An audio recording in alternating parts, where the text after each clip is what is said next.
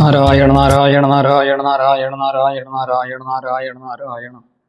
കോമളം ഗോജകൻ വേണും ശ്യാമളോയം കുമാരക വേദവേദ്യം പരം ബ്രഹ്മ ഭാസതാം പുരതോ മമ. ശ്രീകൃഷ്ണായ നമ. സജ്ജനങ്ങളെ, ശ്രീമദ് ഭാഗവതത്തിലെ 1-ാം സ്കന്ധത്തില് 9 അധ്യായങ്ങൾ നമ്മൾ വിചാരം ചെയ്തു. ശ്ലോകങ്ങളെ പാരായണം ചെയ്ത് പദച്ഛേദം ചെയ്ത് അന്വയിച്ച് അതിൻ്റെ കഴിയാവുന്നത്ര വിസ്തരിച്ചുള്ള വ്യാഖ്യാനമാണ് നമ്മൾ ചെയ്തിരിക്കുന്നത്. പല ഗ്രന്ഥങ്ങളും പല മഹാത്മാക്കളുടെ ഗ്രന്ഥങ്ങളും അവരുടെ വാക്കുകളും ആധികാരിക ഗ്രന്ഥങ്ങളെയും ഉപയോഗിച്ചുകൊണ്ടാണ് ഈ വ്യാഖ്യാനത്തെ ചെയ്തിട്ടുള്ളത്. സ്വന്തമായിട്ടുള്ള വ്യാഖ്യാനം അല്ല, സ്വന്തമായിട്ടുള്ള ചില നിരീക്ഷണങ്ങൾ മാത്രമേ ഞാൻ അവതരിപ്പിച്ചിട്ടുള്ളൂ. പറഞ്ഞ കാര്യങ്ങളൊക്കെ തന്നെ അതുകൊണ്ട് ആ മഹാത്മാക്കളുടെ പാദങ്ങളിലാണ് സമർപ്പിക്കുന്നത്.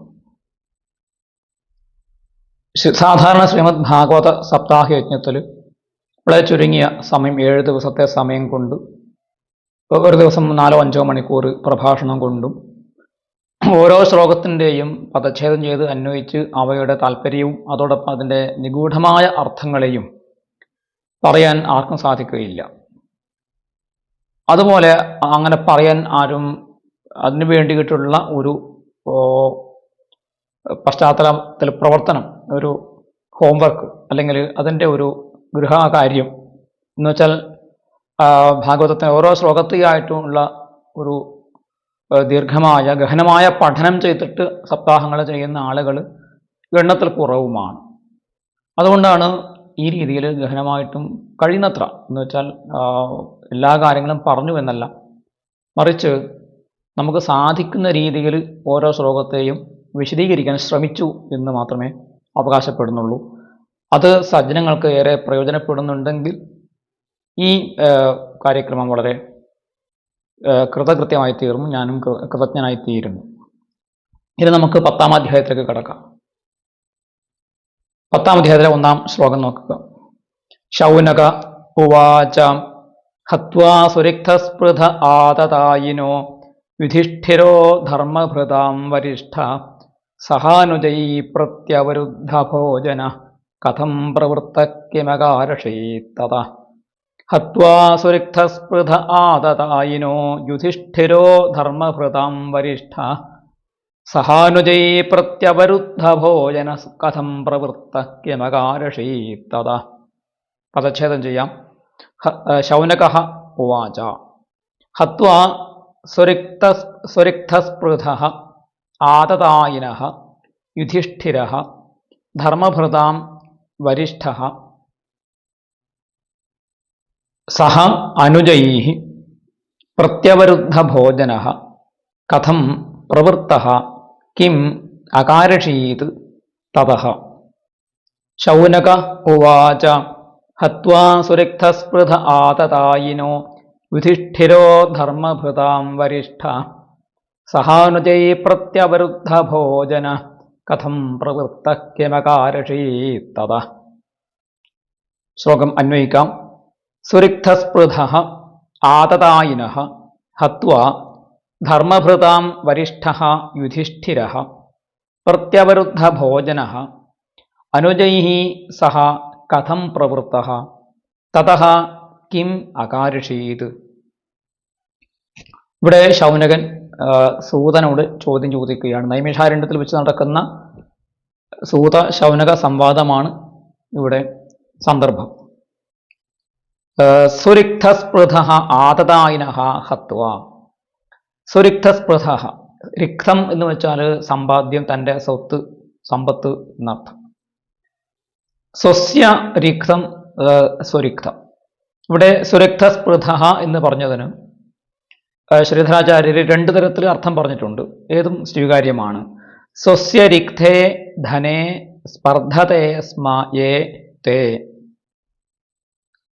തൻ്റെ റിക്തം, തൻ്റെ ധനത്തിൽ ആരാണോ സ്പർദ്ധ, മത്സരം ബുദ്ധിയോടുകൂടി പ്രവർത്തിച്ചത്, അതായത് മൂറ്റവന്മാർ, ധൃതരാഷ്ട്രപുത്രന്മാർ അതിനോട് സ്പർദ്ധ വെച്ച് പുലർത്തി, അവരെയാണ് യുദ്ധത്തിൽ കൊന്നത് എന്നർത്ഥം. എന്നാൽ വെറും സ്പർദ്ധ മത്സരം മാത്രം വെച്ച ആളുകളെ കൊല്ലേണ്ടതുണ്ടോ എന്നുള്ള ഒരു ചോദ്യം വരുന്നത് കൊണ്ട് ആ പദത്തിന് ചെറിയൊരു അർത്ഥ വ്യത്യാസം ഉണ്ട് എന്ന് ചൂണ്ടിക്കാണിച്ചു. എന്താണ്? യദ്വാ സുരക്തായ സ്പൃത് സംഗ്രാമോ യേഷാം.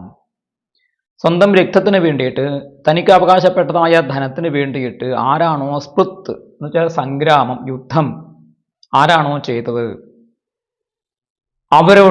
അവരെങ്ങനെയുള്ളവരാണ്? ആതതായിനഹ, അവർ ആതതായികളാണ്. ആതതായി ലക്ഷണം മുൻപ് പല ശ്ലോകങ്ങളും വ്യാഖ്യാനിക്കുമ്പോൾ പറഞ്ഞു. ആതതായികളുടെ ഒരു ലക്ഷണം ധനാപഹരണമാണ്. അപ്പൊ ഇവിടെ അത ഏവ ധനാധികരണാത് ആതതായിനഹ താൻ ഹത്വ എന്ന് ശ്രീധരസ്വാമികൾ പറയുന്നുണ്ട്. ധനം അപഹരിച്ചത് കൊണ്ട് അവർ ആതതായികളുമാകുന്നു. അതുകൊണ്ട് അവരെ കൊല്ലുന്നതിൽ തെറ്റില്ല. അപ്പോ സുരക്തസ്പൃധ ആതതായിനഹ ഹത്വ, സ്വന്തം സമ്പത്തിനെ അപഹരിക്കാൻ ശ്രമിച്ച് യുദ്ധം ചെയ്യേണ്ടി വന്ന അവരെ, ആ ആതതായികളെ കൊന്നിട്ട്, ഹത്വ എന്ന് വെച്ചാൽ കൊന്നിട്ട്, ധർമ്മഭൃതാം വരിഷ്ഠ യുധിഷ്ഠിര, ധർമ്മത്തെ രക്ഷിക്കുന്നവരിൽ ഏറ്റവും ശ്രേഷ്ഠനായിട്ടുള്ള യുധിഷ്ഠിരൻ, പ്രത്യവരുദ്ധ ഭോജന, പ്രത്യവരുദ്ധ ഭോജന എന്നുള്ളതിന് ബന്ധുവധ ദുഃഖേന സങ്കുചിത ഭോഗ എന്ന് ഒരർത്ഥം കൊടുത്തിട്ടുണ്ട്. അതായത് ബന്ധുക്കളെ കൊന്നിട്ടാണ് തനിക്ക് ഈ ഭോഗം, ഈ രാജ്യസുഖം കിട്ടിയിരിക്കുന്നത് എന്നുള്ളത് കൊണ്ട് അദ്ദേഹത്തിന് ആ ഭക്ഷണം അല്ലെങ്കിൽ ആ ഭോഗത്തെ സ്വീകരിക്കാൻ ചെറിയൊരു പ്രയാസമുണ്ടായിരുന്നു. സങ്കുചിതമാണ് എന്ന് വെച്ചാൽ അദ്ദേഹത്തിന് ഒരു സങ്കോചമുണ്ടായിരുന്നു എന്നുള്ള ഒരു അർത്ഥം അവിടെ, അങ്ങനെ ഒരു അർത്ഥം അവിടെ, ആശയം അവിടെ വരുന്നുണ്ട് എന്ന്. അല്ലെങ്കിൽ രാജ്യലാഭേന പ്രാപ്തഭോഗോവ, പ്രത്യവരുദ്ധമായ ഭോജനത്തോട് കൂടിയവൻ, രാജ്യം ലഭിച്ചതുകൊണ്ട് ഭോഗങ്ങളെ ലഭിച്ചവനായിട്ട് എന്നുള്ള ഒരു സാധാരണ അർത്ഥവും അതിനുണ്ട്. ഏതായാലും ശത്രുക്കളെ കൊന്നിട്ട് തനിക്ക് അവകാശപ്പെട്ട ധനത്തെ ഭുജിച്ചുകൊണ്ട് അനുഭവിച്ചുകൊണ്ടിരിക്കുന്നവനായ യുധിഷ്ഠിര മഹാരാജാവ്, ധർമ്മത്തെ രക്ഷിക്കുന്നവരിൽ ശ്രേഷ്ഠനായിട്ടുള്ള യുധിഷ്ഠിരൻ, അനുജൈഹി സഹ കഥം പ്രവൃത്ത, അനുജന്മാരോട് കൂടി എന്താണ് പ്രവർത്തിച്ചത്, തഥാ കിം അകാരഷീത്, അതിനുശേഷം എന്താണ് ചെയ്തത്. സ്വാഭാവികമായിട്ട് വരുന്ന ഒരു സംശയം, ചോദ്യം അദ്ദേഹം ചോദിക്കുകയാണ്. ഏതായാലും ശ്രീകൃഷ്ണ കഥകൾ കേൾക്കാൻ ആഗ്രഹിച്ചുകൊണ്ട് കഥകൾ ചോദിച്ചു. അപ്പോൾ സൂതൻ കഥകൾ പറയാൻ തുടങ്ങി.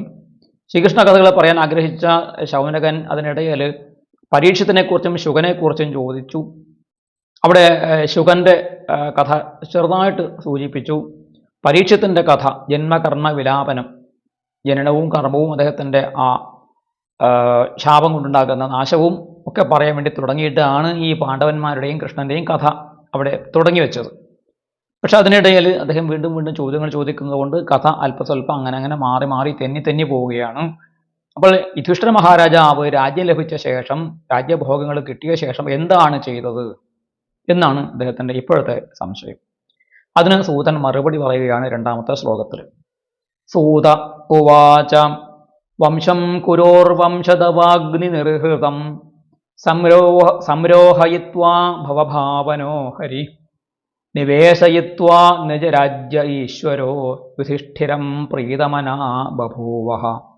സൂത ഉവാച വംശം കുരോർവംശദവാഗ്നി നിർഹൃതം സംരോഹയിത്വാ ഭവഭാവനോ ഹരി നിവേശയിത്വാ നിജരാജ്യ ഈശ്വരോ യുധിഷ്ഠിരം പ്രീതമനാ ബഭൂവഃ.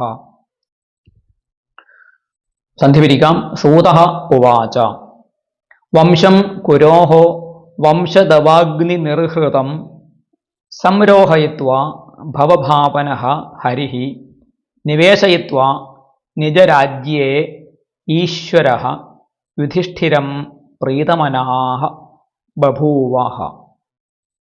ഇനി ശ്ലോകം ഒന്നുകൂടി പാരായണം ചെയ്യാം. സൂത ഉവാച വംശം കുരോർവംശദവാഗ്നി നിർഹൃതം സംരോഹയിത്വാ ഭവഭാവനോ ഹരി നിവേശയിത്വാ നിജരാജ്യ ഈശ്വരോ യുധിഷ്ഠിരം പ്രീതമനാ ബഭൂവഃ.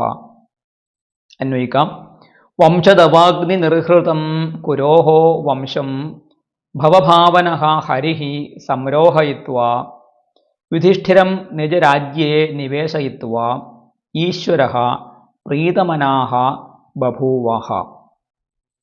വംശദവാഗ്നി നിർഹൃതം, നിർഹൃതം എന്ന് വെച്ചാൽ ദഹിക്കപ്പെട്ടത്, കത്തിക്കപ്പെട്ടത്. നിർഹരണം എന്ന വാക്ക് മുമ്പ് ശ്ലോകത്തിൽ വന്നു. നിർഹരണാധികം, മരിച്ചവരെ ദഹിപ്പിക്കുന്നതിനെ നിർഹരണം എന്നുള്ള വാക്ക് കൊണ്ട് സൂചിപ്പിച്ചു.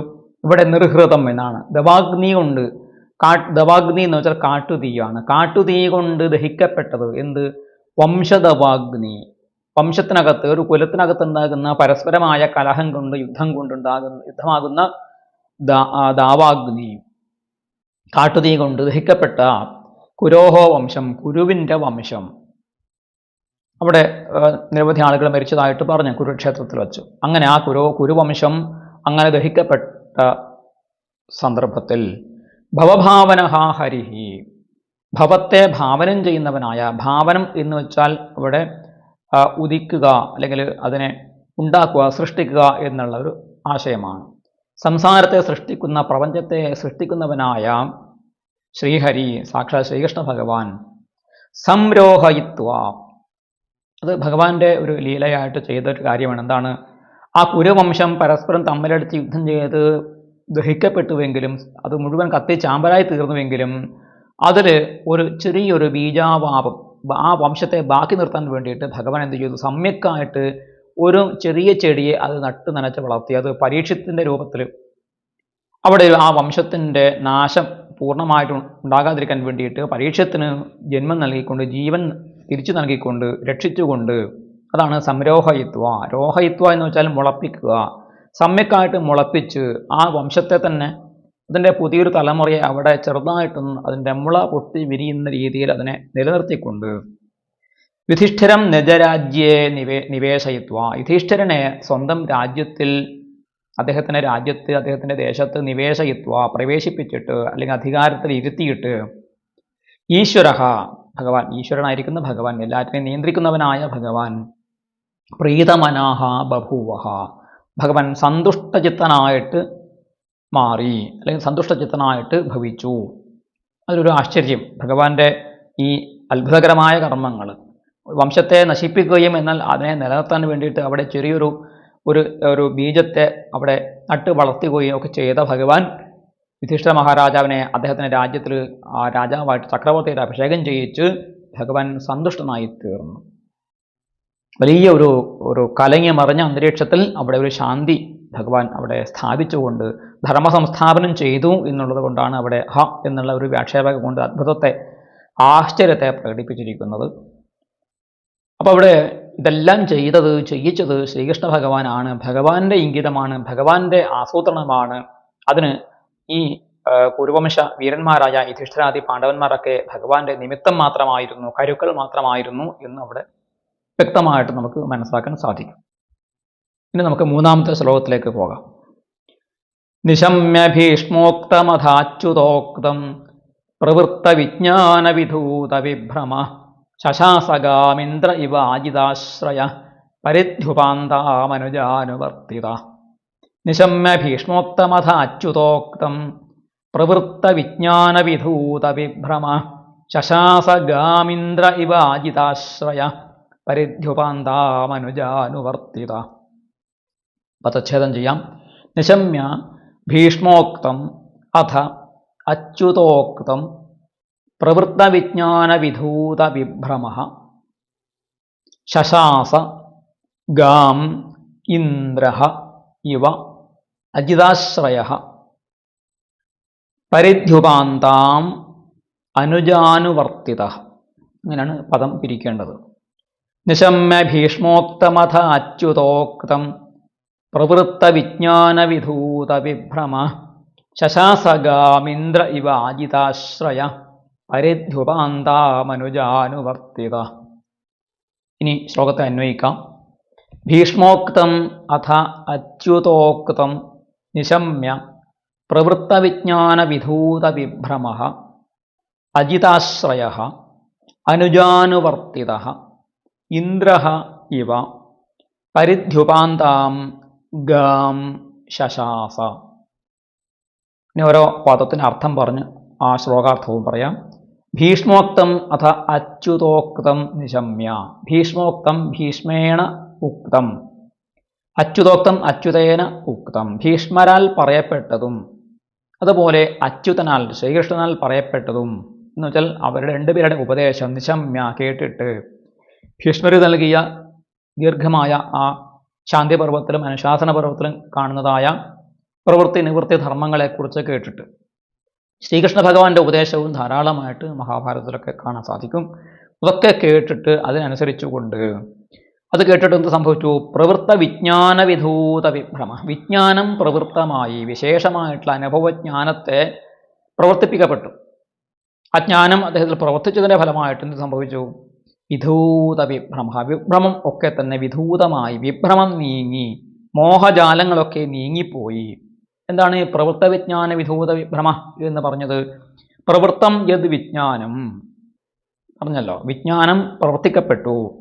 പരമേശ്വരാധീനം ജഗത്ത് ന സ്വതന്ത്രം ഇത്യവം ഭൂതം തേന വിധൂത വിഭ്രമ.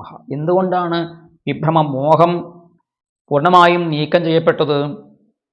പരമേശ്വരാധീനം ജഗത്ത് ന സ്വതന്ത്രം.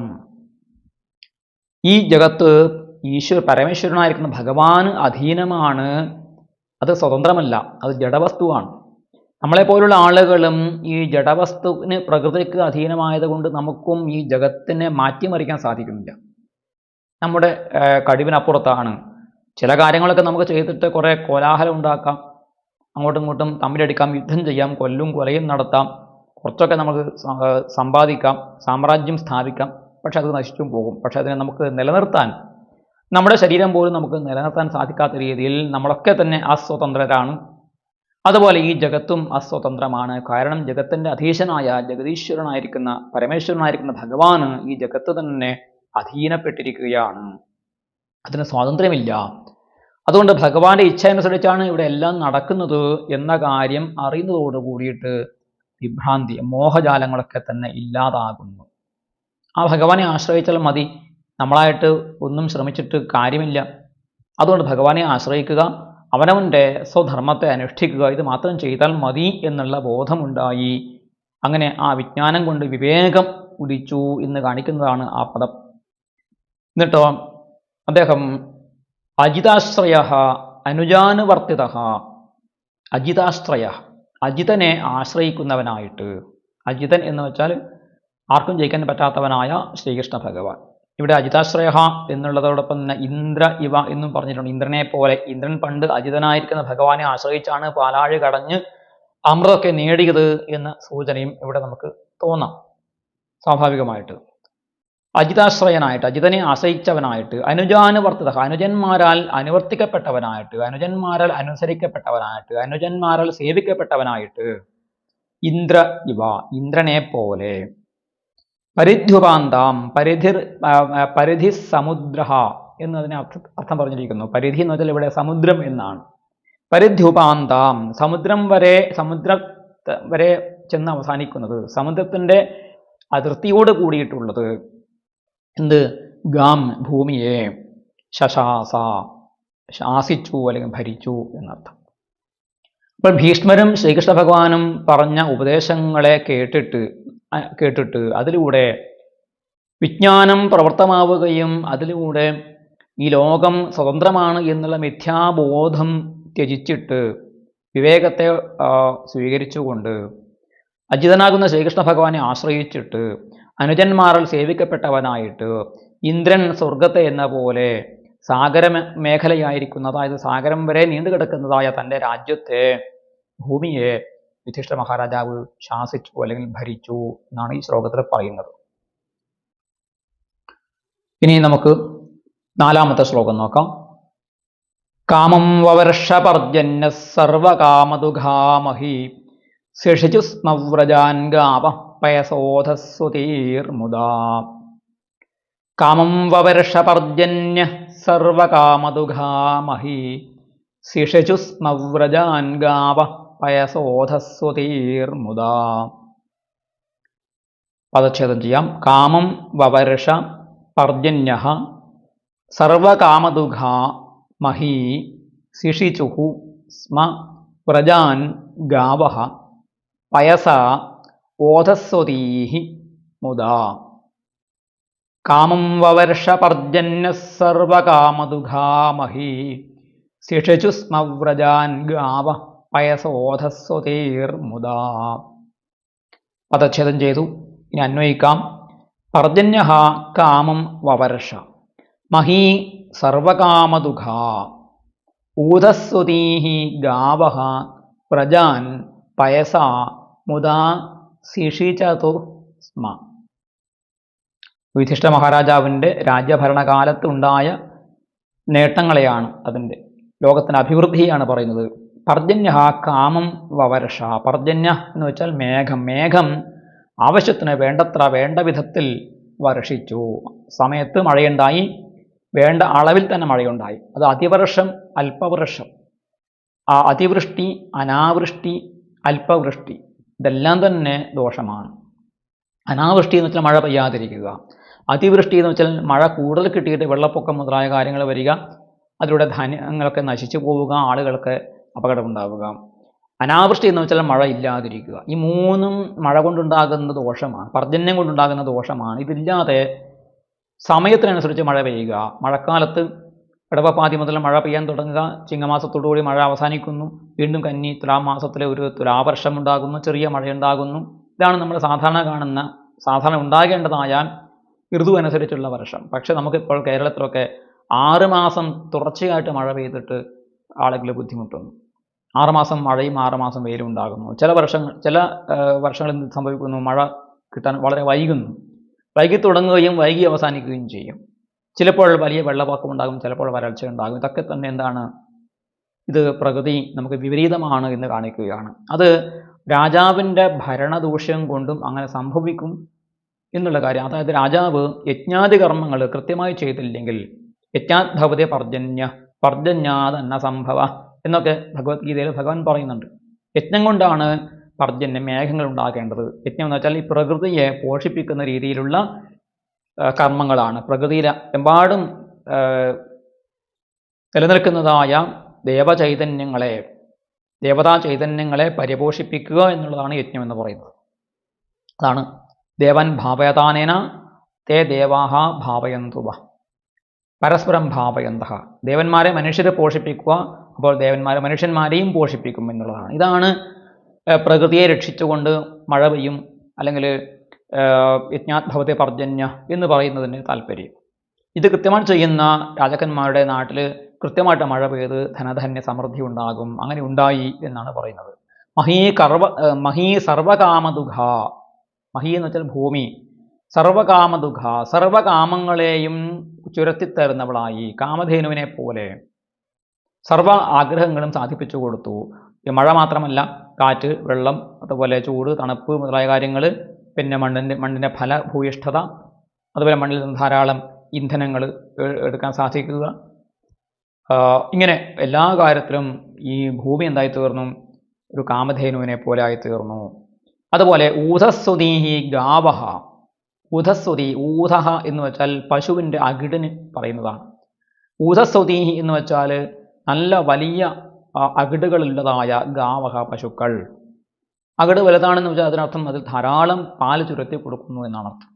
വ്രജാൻ, അത് ഗോഷ്ഠപ്രദേശങ്ങളിൽ, അതായത് ഈ ഗോപന്മാരും ഗോപികമാരും കഴിയുന്ന പശുക്കളെ പോറ്റി വളർത്തിക്കൊണ്ട് ഉപജീവനം ചെയ്യുന്നവർ ജീവിക്കുന്നതായ പ്രദേശങ്ങളാണ് വ്രജപ്രദേശങ്ങൾ, അമ്പാടി.